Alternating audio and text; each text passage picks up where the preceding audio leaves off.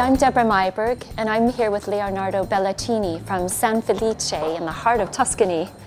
You must work in one of the most beautiful wine regions in the world. How does it feel to go to work each day?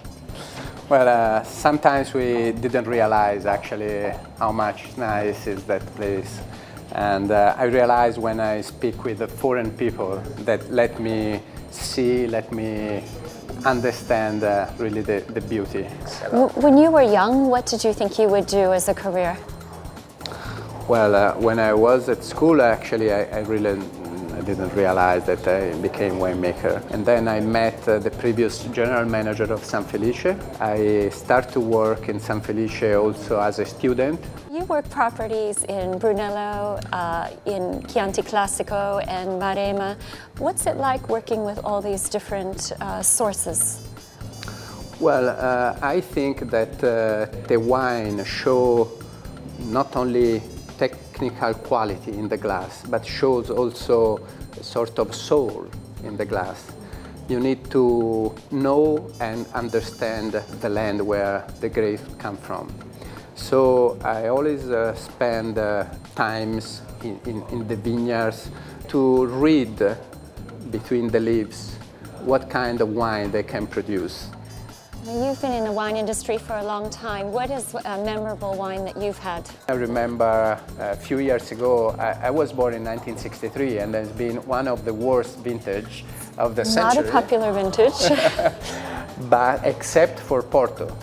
So I was in a house of a friend of mine, picked for me a 63 Porto, really a huge wine. What are your favorite vintages from Tuscany?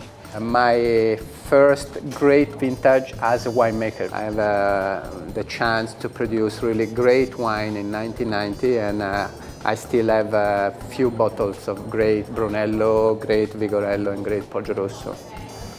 And say 20 years from now, when people taste your wines, your old wines, your 90 to 2010, what would you like them to say about your wine? Well, the most important things, I believe, is that they recognize the origin of the wine. So if they open a Poggiorosso, I hope that they recognize a great Chianti Classico. If they open a Campogiovanni, I hope that they recognize the quality of a great Brunello.